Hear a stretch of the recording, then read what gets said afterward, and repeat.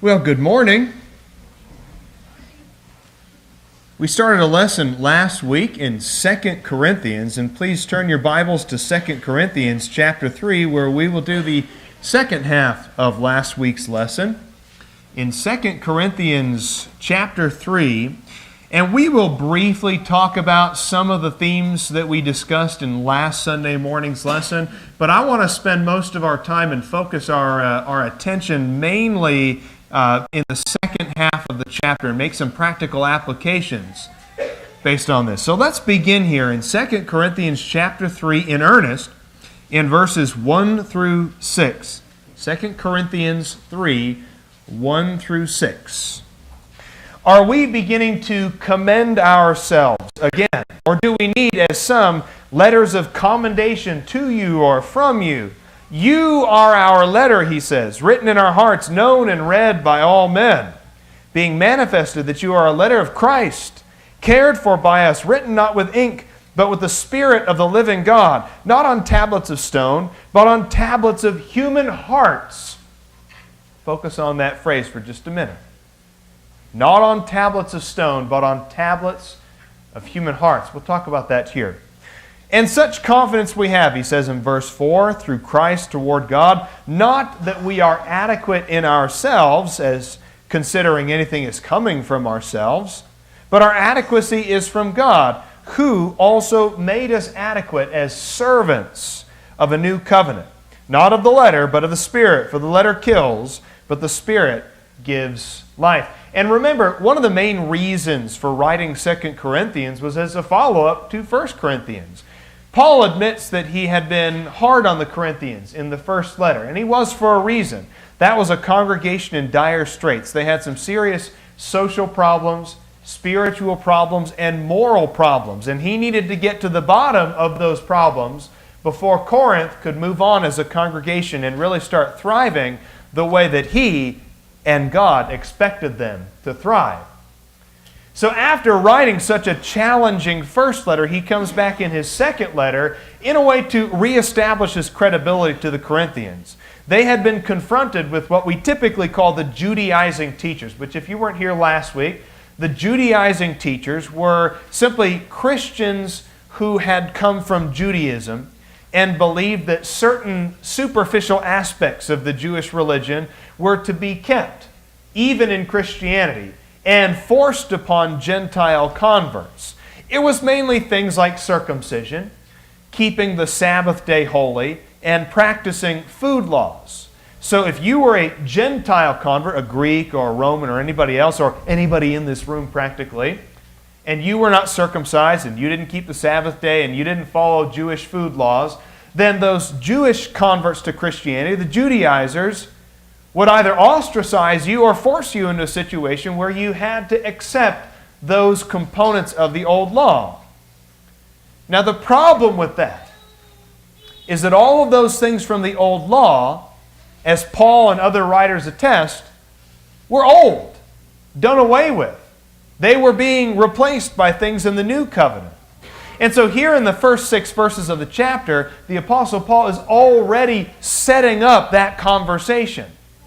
Look at the phrases that he uses here, tablets of stone or tablets of human hearts. What do you think the tablets of stone mean there? Well, again, like I said last week, if you saw the 10 Commandments with Charlton Heston, then you know what those tablets of stone are. We're talking about the 10 Commandments. We're talking about the embodiment of the old law written on those tablets of stone. And he says, that's not our letter.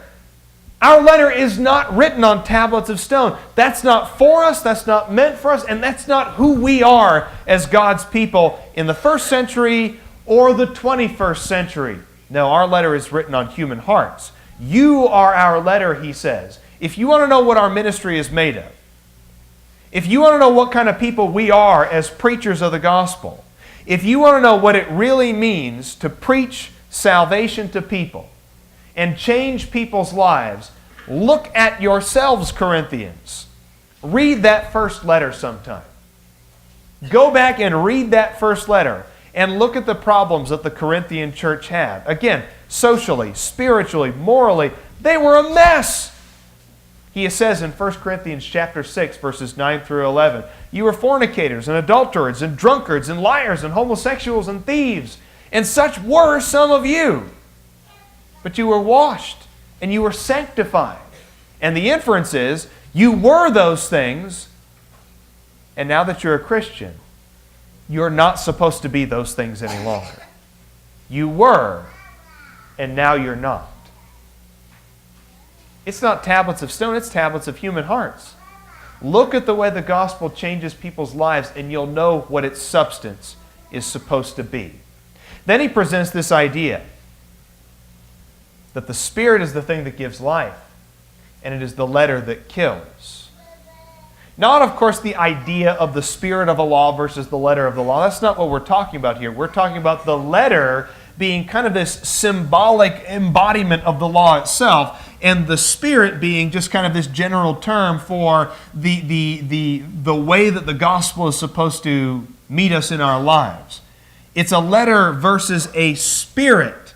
And there's a huge difference between those two things. One gives life, one leads only to death.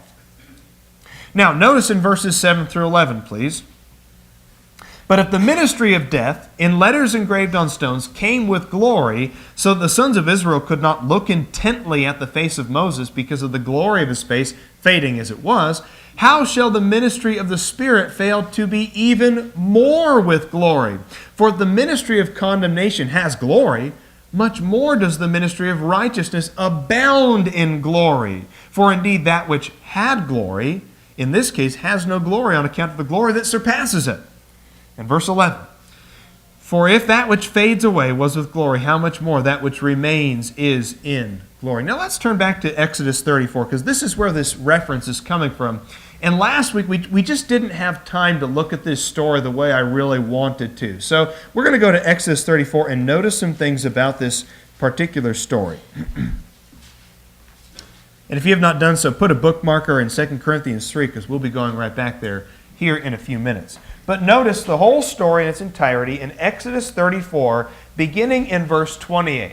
And of course, Moses has been up on the mountain receiving the law from God. He spent some considerable time up there with some frustration on the people's part, by the way. We begin here in verse 28 of Exodus 34. "So he was there with the Lord 40 days and 40 nights. He did not eat bread or drink water, and he wrote on the tablets the words of the covenant, the 10 Commandments." Verse 29. "And it came about that when Moses was coming down from Mount Sinai, and the 2 tablets of the testimony were in Moses' hand as he was coming down from the mountain, that Moses did not know that the skin of his face shone because of his speaking with God. So when Aaron and all the sons of Israel saw Moses, behold, the skin of his face shone, and they were afraid to come near to him. Then Moses called to them, and Aaron and all the rulers in the congregation returned to him, and Moses spoke to them." You notice here that Moses does not allow their fear to grip them. They're afraid at first, but he doesn't let them get away with running away, shrinking back. He forces them to come, even though they're scared, even though they're shocked by what they see. He forces them to come back so that they can receive the law. And in verse 32, "And afterward all the sons of Israel came near, and he commanded them to do everything that the Lord had spoken to him on Mount Sinai. When Moses had finished speaking with them, he put a veil over his face. But whenever Moses went in before the Lord to speak with him, he would take off the veil until he came out. And whenever he came out and spoke to the sons of Israel what he had been commanded, that the sons of Israel would see the face of Moses, and the skin of Moses' face shone. So Moses would replace the veil over his face until he went in to speak with him," referring to God. Now, a couple things about this story.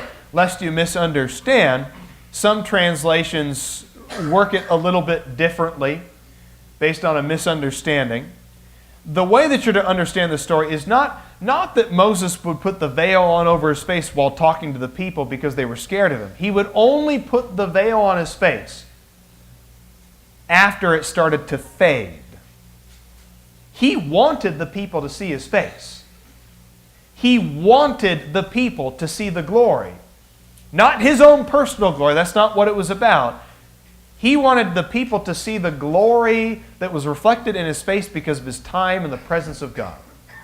And when that glory began to fade, he would put the veil on his face so the people wouldn't see it fading.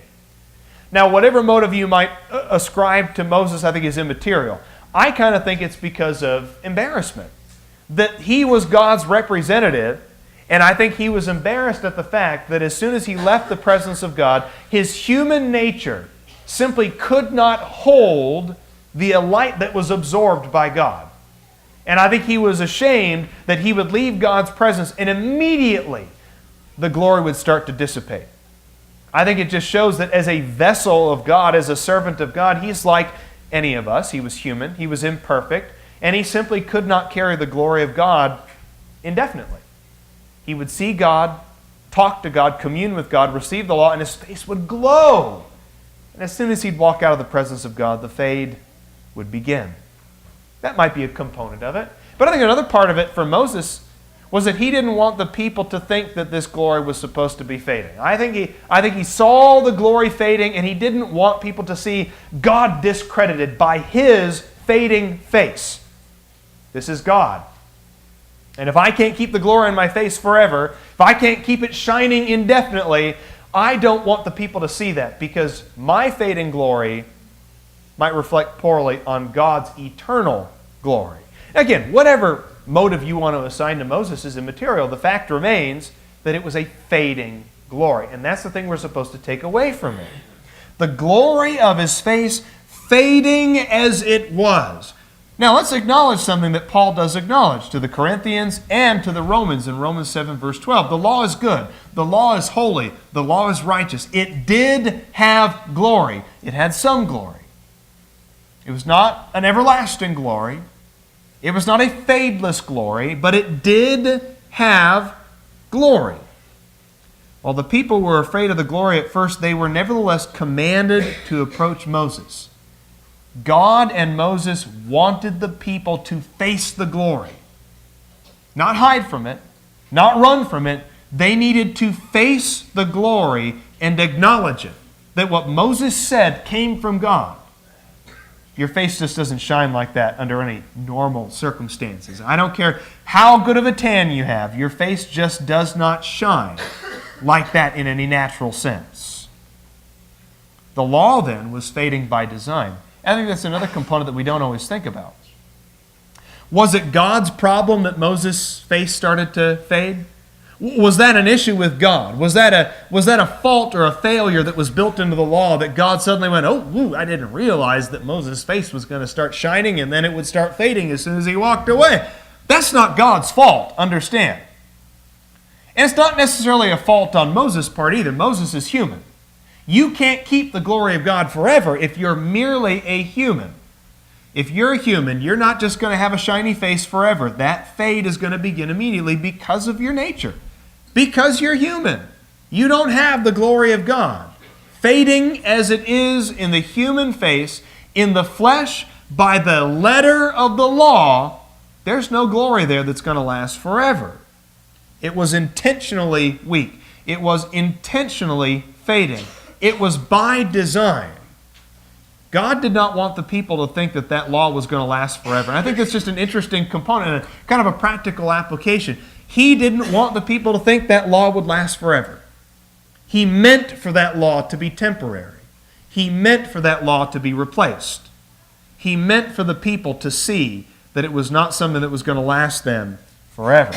And I think one way to think of it this way, especially as Paul puts it in verse 10, for indeed what had glory in this case has no glory on account of the glory that surpasses it. One way that you can maybe look at that or visualize that is the glory of the sun and the moon. In the middle of the night with a full moon, does the moon have some pretty impressive glory? Of course it does. The moon is beautiful. And in the middle of the night, if the moon is the only light that you have, are you pretty appreciative of it? You know, because you go out for a lot of midnight runs, don't you? You're just like me. You go out and run in the middle of the night. But you know that in the middle of the night, if the moon is your only light, you love that light. And if that's the only thing that you've got, you'll take it, right? If that's all I can get, I will take it. And you appreciate it, you love it in its place. But as soon as the sun comes up, where does the moon go? Now, you can still see the moon in the sky sometimes. Sterling and Heidi always play a game. They like to, every time we go outside, they like to look for the moon to see if they can find it. It's hard to find sometimes, though. As glorious as the moon was in the middle of the night, as soon as the sun comes up, its glory is completely and totally surpassed. You hardly even notice the moon in the sky during the daytime because of the glory of the sun that surpasses it. The law was good, and the law was holy, and humanity needed the law. Like Galatians chapter 3 explains, the law was a tutor that led us to Christ. But when Christ came, we didn't need the tutor any longer. When the sun came up, we were not guided by the moon's light anymore. Its glory faded. Its glory passed.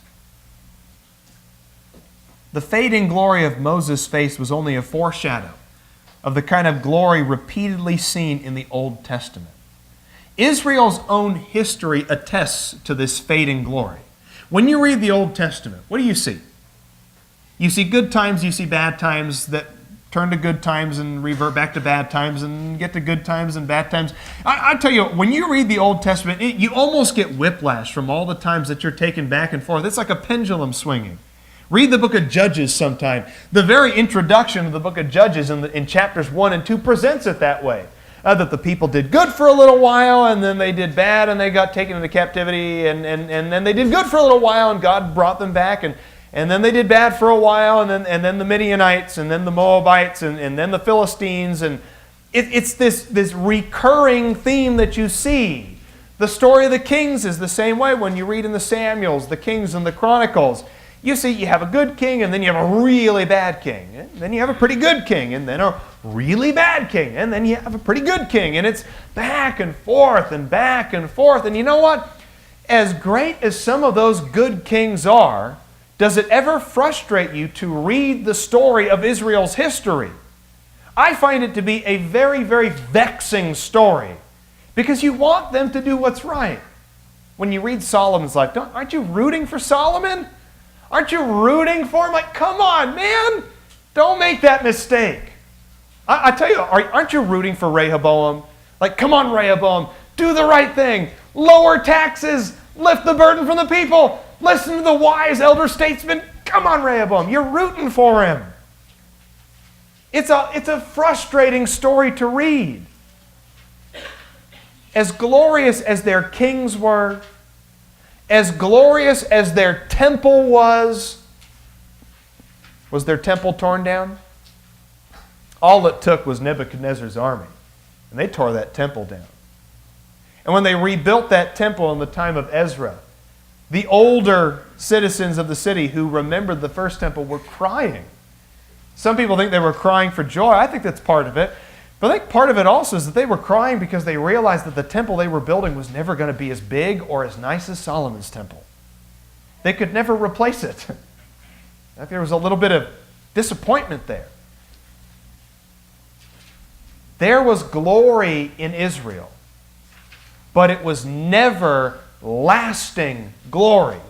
And if all you were fixated on was Jerusalem and David and a temple and a throne, wouldn't you be frustrated by that story too? If that's all the glory that you ever saw, wouldn't you be frustrated by that story too? So we are exposed to greater glory. Why does the Spirit come with greater glory than the old law? That's an interesting question to think about. I mean, if you had two things laid out, two options laid out before you, and you could pick the old law with its glory, and you had a temple, and you had a physical people, and a physical nation, and a king sitting on a throne, or if you could pick the glory of the gospel in Jesus Christ. If you had those two things laid out, why does Jesus come with greater glory? Why not focus entirely on the law and the flesh? Fundamentally, there's a difference between those two things. One is the way of futility, inadequacy, and death. The other, fruitfulness, boldness, and life. We use this phrase, only skin deep. Isn't it funny? that the glory of Moses' face was literally only skin deep? The glory of the old law was literally skin deep. That's as far as it went. But the glory of Christ is spiritual. It is not fleshly. It is spiritual. It is beyond any measure of fleshly glory. Which is why if you were focused on the fleshly glory, you'd have to be pretty ashamed of yourself. We don't rule the world, do we? We don't have a president from our own midst who runs the country. There are not very many millionaires among our midst. I mean, if you looked at it just in pure fleshly terms, there's not a whole lot that the gospel offers. But remember what Peter and Isaiah both said about the flesh. As Peter quotes Isaiah from Isaiah chapter 40, read what he says here in 1 Peter chapter 1, beginning in verse 22. 1 Peter 1 and verse 22. Since you have in obedience to the truth purified your souls for a sincere love of the brethren, fervently love one another from the heart. For you've been born again. Look at this. I love this. You have been born again, not of seed which is perishable, but seed which is imperishable. That is, through the living and abiding Word of God. Look what he says about the glory of flesh, the glory of the flowers, the glory of the earth. Look what it says here about that glory. All flesh is like grass, and all its glory like the flower of the grass. The grass withers. The flower falls off. But the word of the Lord abides forever, and this is the word which was preached to you. The word which was preached to you is an abiding word. It is an abiding glory. Now, I want to bring things home here. I want to be pretty practical about the way that we approach this last section here. Read verses 12 through 15 of our text. Having therefore such a hope, we use great boldness in our speech, and not as Moses, who used to put a veil over his face, that the sons of Israel might not look intently at the end of what was fading away. And again, that's that emphasis there, is Moses didn't want them to see the glory fading. He didn't want them to see the end of it. He didn't want them to see the whole process of glorious face of Moses fading, fading, fading, fading, back to, oh, ho, hum, normal face of Moses. He didn't want them to see the end of it. Verse 14, but their minds were hardened, for until this very day at the reading of the Old Covenant, the same veil remains unlifted, because it is removed only in Christ. To this day, whenever Moses is read, a veil lies over their heart. What is the veil of false glory? Now for them, I think you could say it was the temple. And they had a pretty nice temple in the first century, by the way. Herod did a nice job. I honestly think, and this is just my personal assessment of the historical Herod the Great, that it was Herod's goal to build bigger. That was always his goal. Everything he built had to be bigger. Everything he built had to look good. It had to be the right thing. It had to impress outsiders and insiders alike. And the temple that he built was a really nice temple. So it might be easy for them to go to the city of Jerusalem and look at their glorious temple that had been built by their Idumean king, and to get fixated on that. It might be very easy for them to look at the implements within that temple, things made of gold. It might be very easy for them to look at the sacrifices. After all, someone like Solomon sacrificed thousands and thousands of sheep at a time. It was pretty ridiculous, in fact, the number of sheep and goats and bulls that Solomon would regularly sacrifice. It's like my dad always said, though, is it quality or is it quantity?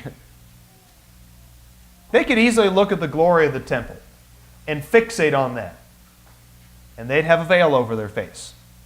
They might look at self-derived righteousness, like the Pharisees. You see, as long as I tithe my mint, my dill, and my cumin, as long as I can micromanage every little tiny part of my life, as long as I can focus on the little things, the little tiny details, and I can keep the traditions of the elders that even go beyond what the law required of us, then maybe I can be so righteous that I can earn my way, force my way, thrust myself upon God. That's the veil of false glory. You can pat yourself on the back all day long, but that's not the glory of the gospel. But you know, it's not just first century people who had a problem with this. You could look at the cathedrals. You could look at the beautiful worship centers. You could look at the 10,000 seat facilities. And they're pretty nice. In fact, in researching this lesson, I'll be honest with you, I actually went to St. Mary's Basilica in downtown Phoenix. Not to poke fun or anything like that, because that's never my intention. I don't go somewhere to poke fun. I don't use that as an example to say, oh, people are so stupid, they don't get it. That's not my intention. I want it to be surrounded by the glory that people of the world tend to think of when it comes to religious glory. And so I sat there in St. Mary's Basilica, which it's open to the public. I sat there and looked at the stained glass windows, and I saw the statues and the beautiful paintings. Sterling was very impressed also. He was awestruck by the whole thing. And he was surprisingly quiet also. I told him, now we have to be quiet when we go in here. And he was like, okay. But if that's what you're fixated on, if God's glory is to be found in architecture, and if God's glory is to be found in stained glass windows, and if God's glory is to be found in really, really tall hats, I'm sorry, you've got a veil over your face. But, maybe God's glory is found in being a #1 New York Times bestseller list. Maybe that's what it is. Maybe that's where you find your glory. Joel Osteen, he preaches where the Houston Rockets used to play. That is a 20,000 seat stadium. That's a 20,000 seat stadium where he preaches. It's a pretty nice facility. And Joel Osteen, I'll just put it this way, he's got some hair on his head too. But if that's all the glory that you see, I'm sorry, you have a veil over your face. But maybe we should bring it home even a little closer. Maybe you think that if you stand before Christians every Sunday, and you wear a suit and a tie, you act really righteous, and you got the perfect white, middle-class, suburban family. Maybe you think you punch your card, you do your peg, you do your Bible class work. Maybe you feel like you're a pretty glorious Christian. I'm sorry, you've got a veil over your face. You could be perfect Charlie Church, and you've got a veil over your face. Because that's not what it's about. That's all part of it, of course. You want to do your Bible class lesson. You want to be here. You want to attend. That's something that we ought to do. That's something that we must do. But if that's what you think the glory is, you got a veil over your face. Take the veil off and see where the real glory is. Notice verse 16. Whenever a man turns to the Lord, the veil's taken away. These are opposite vectors, if you will. Fixation on the glory of the letter takes you one direction, and it takes you further and further and further away from God. So that you might wake up one day and you are just not even in His presence one tiny bit. Now, that could be the glory of the temple in Jerusalem, that could be the glory of a cathedral, it could be the glory of money and fame, or it could be just the glory of sitting right here at Monte Vista and thinking you are all that. Wherever the glory comes, whatever you think it is, that glory takes you in the direction away from God. Let me give you another vector. When you start recognizing the glory of the Spirit, that brings you closer to God. And here's the issue. It's almost like a paradox, isn't it? It's almost like a paradox. The more glory you see in the architecture and the buildings and the money and the numbers, the more glory you see there, the less you're able to see the glory of God. Now, you're not a sinner if you go to a really big congregation. You're not a sinner if your congregation happens to have a very nice building in a very nice part of town. That doesn't make you a sinner and that doesn't make you a bad Christian. But do you think that's where the glory is? Do you think that makes you glorious? Does that make your face shine in the eyes of the people around you? Does it make your face shine as you stand before God? That doesn't make you a sinner to have money or to be rich. But the more you fixate on it, the more you look at the flesh instead of the Spirit, you are going in the opposite direction of God. You're going in the opposite direction of God. But the more you start fixating on the Spirit and seeing the spiritual side of things and appraising things from a spiritual point of view, the closer you get to God. Now, you might find yourself going very, very far away from physical glory. But you might find yourself understanding spiritual glory even deeper. You know, Rogelio doesn't need to have a nice church building. And Rogelio doesn't need to live in a really, really nice country with a very high standard of living. And Rogelio doesn't have to preach in front of 500 people every Sunday. He'd probably be mad at me if I was talking about him so much also, because I know he's a modest person. I stole this from his Facebook page, by the way. That's Rogelio baptizing somebody in a muddy pool on the side of the road. And that is more glorious than any cathedral or temple that man could build. Take the veil off. Take the veil off and see God's glory. Sometimes God's glory really, really doesn't look like glory. But it really, really is glory. Jesus didn't look like glory. But He was the most glorious thing that ever came to this planet. Jesus was a dirt poor carpenter's son. He came from Galilee. He was a nobody from nowhere leading a bunch of nobodies. And He died a criminal's death on a cross. Spat upon, insulted, rejected, outside the city. And He is the most glorious thing that has ever happened to planet Earth and to humanity at large. The Apostle Paul said something in his first epistle to the Corinthians that really sticks with me. From 1 Corinthians chapter 2, notice what he had to say here about appraising things from a fleshly versus a spiritual perspective. In 1 Corinthians 2, begin in verse 6, and I know it's a lengthy passage of Scripture. We'll go ahead and end here on this passage. Yet we do speak wisdom among those who are mature. A wisdom, however, not of this age, nor the rulers of this age who are passing away. It's kind of the same language as in 2 Corinthians 3, isn't it? But we speak God's wisdom in a mystery, the hidden wisdom which God predestined before the ages to our glory. There's your word for the day. The wisdom which none of the rulers of this age has understood. For if they had understood it, they would not have crucified the Lord of glory. But just as it is written, things which eye has not seen and ear has not heard, which have not entered into the heart of man, all that God has prepared for those who love Him. Verse 10 says, for to us God revealed them through the Spirit, and the Spirit searches all things, even the depths of God. For who among men knows the thoughts of man except the Spirit of man which is in him? Even so the thoughts of God no one knows except the Spirit of God.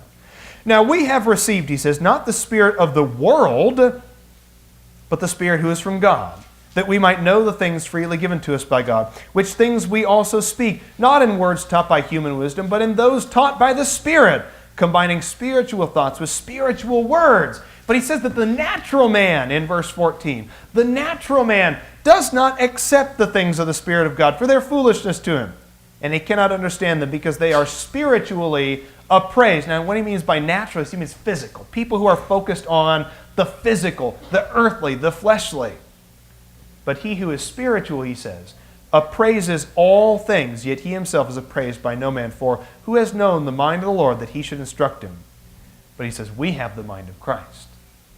Which is, I think, why he concludes this passage in 2 Corinthians chapter 3 so beautifully in verse 17. Now the Lord is the Spirit. Where the Spirit of the Lord is, there's liberty.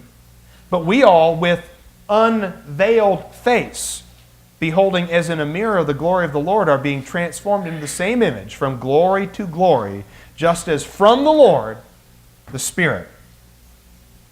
It is a unified message from 1 Corinthians to 2 Corinthians. It's a unified message that the gospel presents to us. My friend, it is time for you to take the veil off. My friend, it is time for you to put that veil away. It's time to stop thinking about the things of this world, the flesh and its glory. Open your eyes and see that there is more glory to be found in one humble soul turning to the Lord than in 1,000 people being led away by the millionaires, the billionaires, the celebrities, the fakes of the world. Take your veil off. become a Christian and enter into what is truly the most glorious pursuit in all of history. Whatever needs you might have, please come forward as we stand and sing.